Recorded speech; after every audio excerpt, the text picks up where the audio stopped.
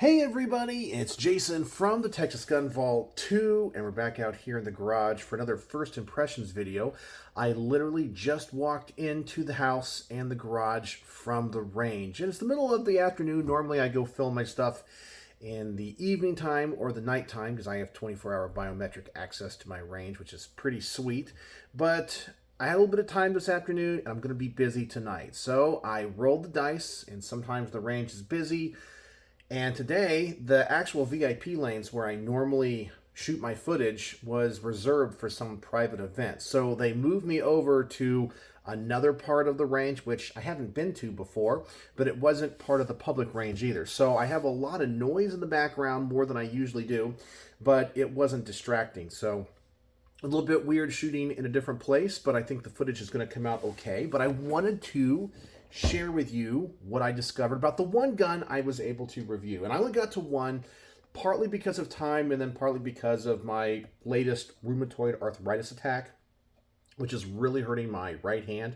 So I only got to one gun. I was like, okay, I feel like that's all I can do for right now. The next gun I was going to review was on 357 Magnum, and I was like, I think I'm going to have to hold off on that one until this feels a little bit better. So let's get it out of the bag, and I'll show you what I reviewed today. And this is one of those pistols that has been highly requested because it's kind of new, and it's from a company some people love to hate, some people love, and everyone says this company hates you. That is HK, of course, Heckler Koch.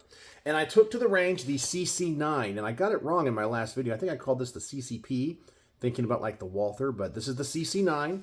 This is an American-made HK pistol. I think its primary competition is the SIG P365 and the Smith & Wesson Shield, Shield Plus, and Shield X. It's a micro-compact pistol, double stack, built around a very thin double stack magazine. And I'm pretty sure this is pretty much a US-only gun. I don't think this is going to be a very popular gun or a legal gun in many countries around the world due to its size. But it's made here in the U.S., I think, to get around import restrictions. But I do believe it's made to HK quality. And I obviously got some rounds through it today. And the person that lent this to the channel, his name is Ed. He's a good friend of the channel. And he is also a member of the Gun Club, where I go and film all of my footage. So I want to thank him, of course, for lending it to the channel for me to review. And once again, this is not going to be a real review here on this channel. If you want to see the properly filmed and edited reviews of any gun that I show off here, please go over to my main channel. There's a link in the description below. And I will edit the range footage for this pistol, write up what I call the bullet point script, film the garage portion of the review, and edit it and put it in the queue for release, which unfortunately on this one won't be until like the end of December of next year because I'm ahead on that many videos. But you can find out right now what I experienced with this pistol. So, the CC9 from HK.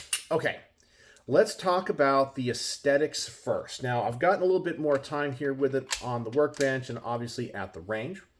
And I have mentioned that as compared to other HK pistols, I am not the biggest fan of how this one looks. For me, it deviates from the standard HK aesthetics, which in some ways, HK is a mix between brutalism in architecture, or brutalist architecture, and 1970s sci-fi. That's the way that I look at all their aesthetics. And honestly, it kind of works. It's tactical, a little bit overbuilt. It has design features and shapes that might not be, I don't know, functional or add anything to the gun, but they kind of look cool, kind of look retro, kind of look future. I don't know. This one, however, honestly looks like a mix between a Springfield XD and a Taurus.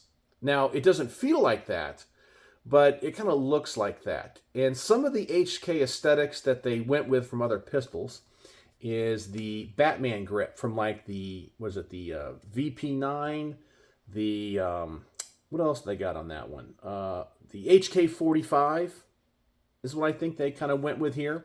So it kind of has this texture, and it has some finger grooves right here. But honestly, it doesn't look like it borrows much from any other gun. And I don't think I really like it as much. Now, that doesn't mean it's a bad pistol or it functions bad. It's just, to me, it's kind of like the odd one out in HK's lineup where, you remember watching those kids' educational videos when you were young, and it's like one of these things is not like the other. Well, put this up against a USP, a VP9, a Mark 23, a P7. It's different. It's different. So, but some people are going to like it. I just kind of wish maybe it looked a little bit more like the blockier USPs or something like that. But it works. It just doesn't look like an HK. Maybe that's my problem with it. It looks like a Taurus. And this is definitely not costing you Taurus money. This is going to cost you HK money. Now, when it comes to the MSRP on these things, I honestly think, which, by the way, I'm not going to mention in this video because it doesn't future-proof the video, because people will inevitably watch it 5 or 6 years and go, that's not what they cost, you're an idiot. Look at when the video was released. But you pay a lot for this compared to the guns I think it competes with. So they're hoping you're going to like the HK branding, which many people do, and many people are suckers for that, me included, okay? So the capacity of this thing is 10 with the flush fit and 12 with the extended. I do know there's some companies that offer some longer ones, I think go up to 15. Okay, so how did it shoot? Well, let's talk about ergonomics first. I have 2 issues with the ergonomics. Number 1, the mag catch. Now, the mag catch, which I guess is more the manual of arms and the controls, it's on this slanted portion of the frame. So it's not sticking out, it's kind of tucked in a little bit. And that is probably to prevent it from snagging. However, I have found that you really have to wrap your finger further around than you normally would for a micro compact pistol to get a centered depression of that button to get that mag out, and it doesn't stick out very far, so you have to stick it in. I know, that's what she said. You gotta push it in kind of far to get that out. I find that is not as comfortable. It's not bad, obviously I can get to it, but it's not as easy as other pistols. Now, the Batman grip, or the one with the finger grooves. Now, in general, my general rule for any pistol design is do not have finger grooves. Do not have any type of grip like this, because everybody is different. And then even if you spend a lot of time to design the perfect grip that fits 90% of the population, well, guess what? There's 10% of the population that are going to shoot this gun or the gun you're designing, and the finger grooves are not going to line up comfortably or perfectly with the shape of their hand and the size of their fingers. Which means you're excluding some people you could possibly market it to or could really like the gun. So if you go without finger grooves, I think it makes it more versatile in the hands of more people. Now, the Batman grip on the HK45 pistol works fantastic for me. It's extremely comfortable. I love it. However, on this one, it is not. I am one of those, I'm just going to say 10%, where this little notch right here does not conform to the shape of my finger. So it's actually kind of rubbing in the center of this finger. Part of that is I have very kind of thick fingers. I had mentioned before I have rheumatoid arthritis, so my fingers are probably a little bit wider, a little bit more, fatter than yours, because I do have like an autoimmune disease that has caused my joints to kind of flare up and get a little bit bigger. So it does not fit my hand as well. And if this had just kind of a basic grip with no finger groove, it would be much, much better.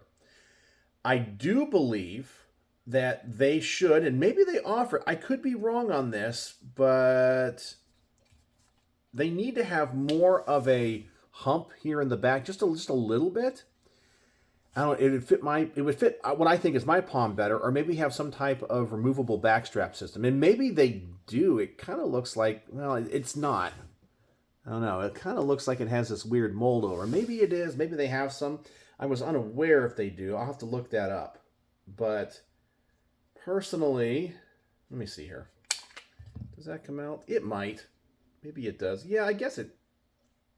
Or maybe it's so flush in. I think it is actually. Wait, hold on. Yeah, see, and that's one of the things I really haven't checked. I just take the guns to the range first, see what my impressions with them. I might want to change this backstrap out. So I'm curious what other backstraps they have for. I do think it comes off. Yeah, it comes off, I think, right here with that, what is it, a little pin right there. So I probably would have liked it with a different back on it. Maybe have a little bit more of a hump. Would have felt more comfortable in my hand. Okay, so that's my thoughts on that. Also, the controls. The slide catch, very flush with the side of the frame and the slide. A little bit harder to get to. Kind of wish it was stuck out a little bit more. But the cocking serrations are great. You can rack it from the front or the back, so I have no problems with that. Sights for me are good. I know some people do not like the blacked out rear sights. I found it to be good for me. No issues there. We do have that dot in the front. Accuracy. It shoots like a micro compact pistol for me. And what I mean by that is at, 7 yards, it's pretty good. I mean, we're talking a group about this big. I do not shoot small pistols well, but I'm happy with a group with this at, 7 yards. Essentially, it's because I believe that when it comes to a defensive pistol, the rule of 3 comes into effect, which the FBI says most firearm defensive uses are at 3 feet, last 3 seconds, and you fire 3 shots. So if you can hit the broadside of a barn at 7 yards, typically you're going to be fine. And so for me, this at 7 yards is good. At further distances, I started really struggling. At 15 yards, it got big, and it definitely shot low and to the left, which is a problem I have with a lot of small framed pistols because the size of my hand. I know I probably get a little bit too much of my finger into the trigger guard, and so when I pull the gun, I pull it down and to the left a little bit. But all the rounds were on the silhouette. I think for duty or practical accuracy for CCW, totally fine. At 25 yards from the bench, it's like this. So it's okay, but at close ranges, which is what this thing is designed for, awesome. Let me think. What else? Well, I did have one failure to extract. One. And I do show it on camera. When it came to the snappiness of the gun is snappy, which is what you would expect from a micro compact pistol. The slide does not have a long distance to travel. And all these smaller guns, and you guys know the laws of physics, for every action there's an equal and opposite reaction. So all the pressure and power that is projecting the projectile down range is also having an equal force coming back onto the slide. And because the pistol is small and light, a lot of that energy is transferred into your hand, so it translates into a snappier pistol for 9mm, but it's on par with a P365 or a Smith & Wesson Shield, so it's not anything, crazy when it comes to that. Magazine insertion. This is another design issue with this pistol, is that I have found that the magwell, which let me show you here, as you can see, it is very narrow. It's pretty much exactly the same size as the magazine. It is not beveled. And in fact, we have this little cutout here, which helps you get a grip to pull the magazine out, essentially, right here. But there's no beveling to it. There's no, I guess you can call it like a jet funnel, which I wouldn't want anything big. On one of my quick magazine change tests, I actually kind of missed, and I'm gonna put it into the review. I didn't miss where I totally missed the gun, but I was trying to do a 3 magazine test. So it was like, is this only 10 rounds, 12 rounds a piece? So I was like, boom, boom, boom, boom, boom, boom, boom, boom, boom, drop the mag, got the next one in there, and right there you can even see I kind of stumbled with that. Boom, boom, boom, boom, boom, boom, boom, boom, boom, drop the mag again, and on the 3rd mag I came in and it like went a little bit side and just got stuck. And I think I even dropped it because I wasn't expecting it. It's kind of unforgiving in the reload department because if you do not insert this magazine perfectly straight, it does not go in easy. And the shape of this magazine is more like a traditional double stack. So if you're used to the shape of a single feed magazine for like a Beretta, 92, pretty much anything else, it looks like this. But many of those micro compact pistols, like the Shield, M&P Shield Plus and all that, Those guns were originally designed as single stack pistols, which they made double stack. So their magazines have the same width here, but they get much more narrow much sooner. And I find that's easier to insert into the gun if you do not have a beveled magwell. But this magwell is unforgiving when you're trying to change the magazine out quickly. In fact, I'll even try here. I'm going to close my eyes and let me see if I can insert the magazine. So.